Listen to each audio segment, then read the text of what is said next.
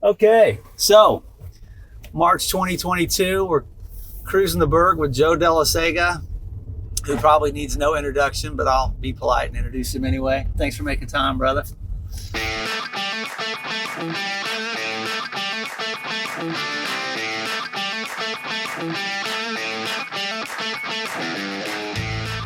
First of all, this is awesome. Thanks for asking. This is it's kind of a unique opportunity, right? I was thinking about doing this, and unfortunately, I looked at a couple of the other people that did this, and I'm like, wow, I don't know how I'm going to try to reach that bar, but we'll give it a shot. The Dellasegas, Dad grew up in Frontenac with there were four of them, and my mom was a Pittsburgh native, so. But Dad's story was, grew up in Frontenac. There were four boys. His dad worked in a coal mine, and unfortunately died in an accident when he was 12 years old. When my dad was 12, his dad died in a coal mining accident, and they had no money. They had nothing. And my grandma worked as a cook in the grade school cafeteria, and so Dad used to say that. All they had was the money that was on the table on that kitchen table, and he said that kind of scared the heck out of you when you got to the age where you realized that was all he had. But when did you meet Janice? Yeah, so Janice and I are high school sweethearts, and actually, so I've known Janice, all the way through grade school and high school, and she was the one. And your kids? They're all doing good. We have three of them here in Pittsburgh, which is a blessing. And then Abby is out in Denver doing some great work. Her and Ben, she's with Christ in the City in Denver, and they're thriving out there. And it's just really great. But blessed then to have two boys back in the business, and then Annie back teaching special needs kids up at St. Mary's Colgan.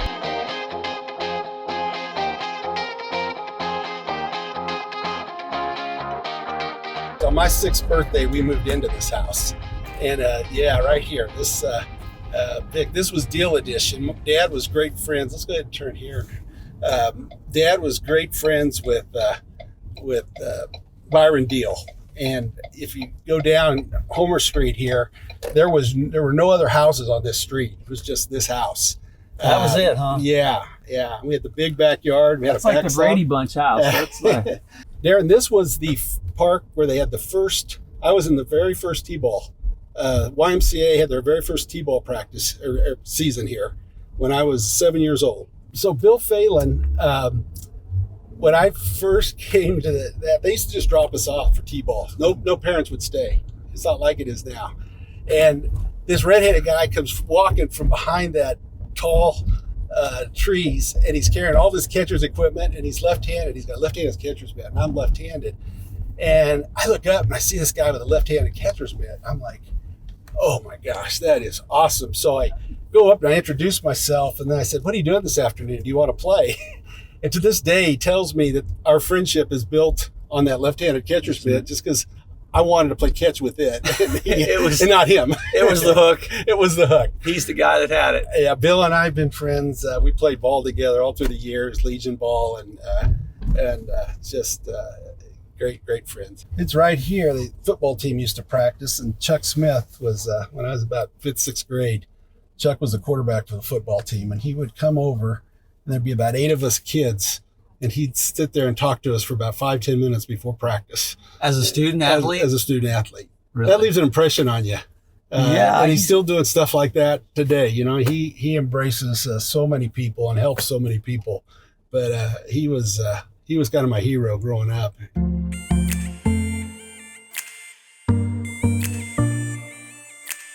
This is U.S. Awards here. We just did an edition.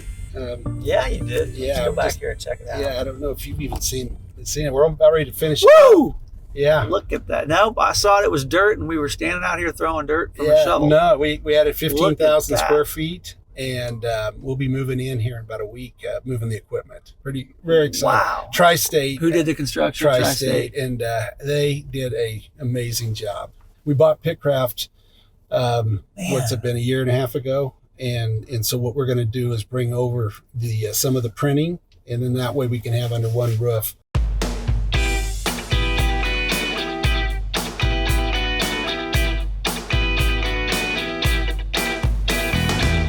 Imagine Pittsburgh 2030, which is now Imagine Pittsburgh. Can you talk a little bit about your role on that? The one thing we found is that there are so many stories. The Pittsburgh stories are amazing. And we'd be sitting around talking about these stories, but the stories we have and that we are getting told about us aren't the same stories that we're hearing. And so one of the things that we did is we formed the marketing part of IP 2030. And it was more of like, how do we get our story out? And you funded it. We did. We went out and we funded it, and it was PittCan is what we have. It started a new website called what's PittCan. The website? PittKan.com. Go check it out. It's amazing. And what it does is it takes these amazing stories of our citizens, which actually make up this culture, right? It's our stories of our people, and so there's a need, and there wasn't any really one group that could do it. And this PittCan can be used by the university, by the city, by the chamber, or any business that's trying to retain talent. It says, look, this is the community you'd be coming into.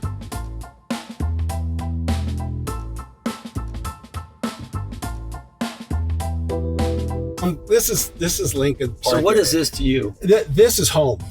This is where I spent all of my summers, and I was at the ballpark like every night growing up. Don Gutteridge Sports Complex. I have and had been from the time I was 7 years old. If I wasn't playing, I was out here with my brothers and my sisters. I was watching. I even was umpiring when I was 13. I was umpiring 11 and 12-year-old baseball. Jim Kelly was amazing. All he did for Babe Ruth baseball is amazing.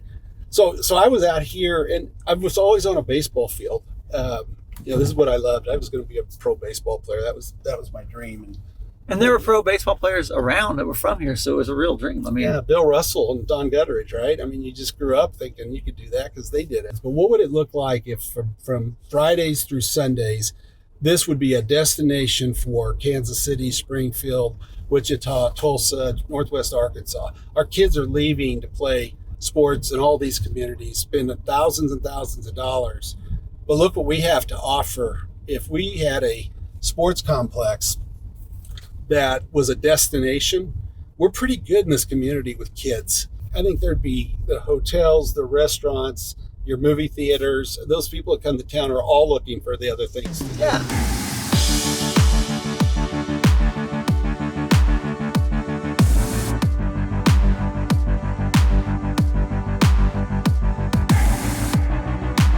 This is right up here is sacred ground for me.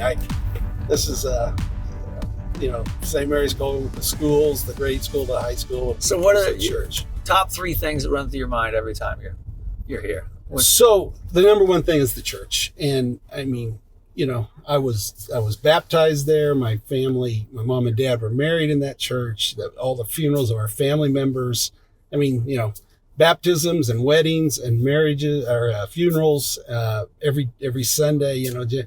Daily communicants. So we go to church there in the morning to start our day, and this is where we're grounded. It's our faith that gives us the hope, and it's what it's all about. So that space is when we go in there. Beautiful. We're reminded that where it's at. And we've committed, we went through these schools, Janice and I both. And so if there's one thing we're committed to is to provide future generations a Catholic education that want it here in Pittsburgh and this region. How about this corner here with Steve Sloan sitting there? I tell you, that is a very good friend, a great friend. Those guys are hilarious. I every time we introduce John Clark, he's like, yeah, count rocks. Yeah. Sure you do. Well, they do a pretty good job of it. They're awesome, man. Steve's one of these leaders like Richard and Dick, and that he does a lot very quietly. He has helped a lot of people, he and Becky, that you'll never know about.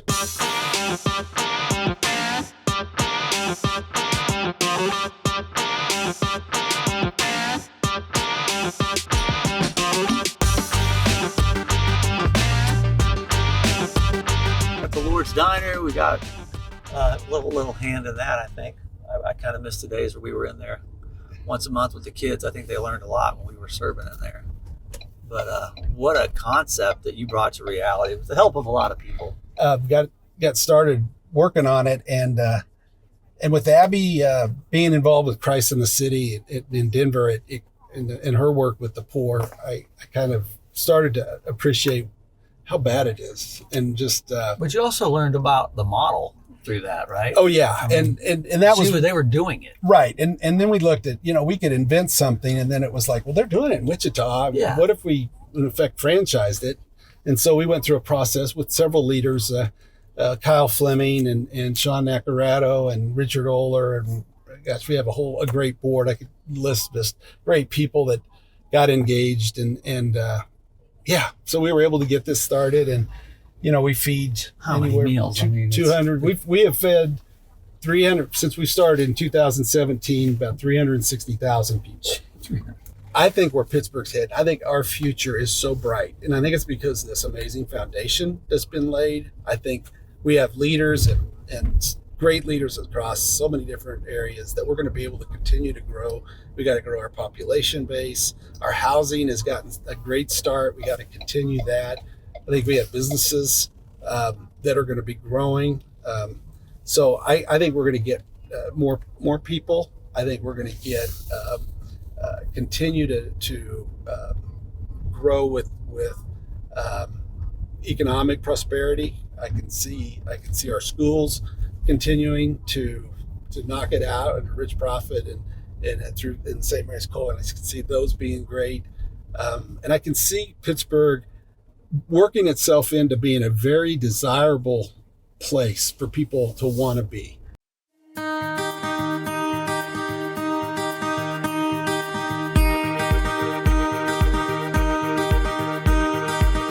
When we started IP 2030, I remember we could not get a developer, right? Do you remember? Could not get one. We could not get one. We didn't have one guy. We just stopped and talked to a guy who's looking to develop something. And I just am laughing because I've seen the list of people who are developing things. And so do we have enough houses right now? No. But we went from zero to something pretty significant with the 3 or 4 housing projects. And so I know what progress looked like, but I also know it's you're going to burn the most fuel getting the plane off the ground. I was in a meeting with Ron Skripsik, and I really admire Ron, and he's just got so much wisdom when it comes to development and what's going on, and he's seen a lot of communities, and he made a comment. He said, I can see what's happening in Pittsburgh in this area. He said, I can see Northwest Arkansas fundamentals and kind of what happened there maybe 20 years ago happening here. And not that we'll maybe be Northwest Arkansas. Sure. But we may look like Pittsburgh's version of Northwest Arkansas. But when he said that, I was like, wow, that could look, that could be pretty cool. We may not be Northwest Arkansas. We don't have to be, but what could be the best version of Pittsburgh? And I think it's still out there. I think it is. Well, you've been a huge part of it. I've known you most of the time that I've been here, with the exception of the first few years where I never left the building. I was just trying to get the lights to come on and not make everybody mad. But your family, your wife, appreciate your friendship more than anything.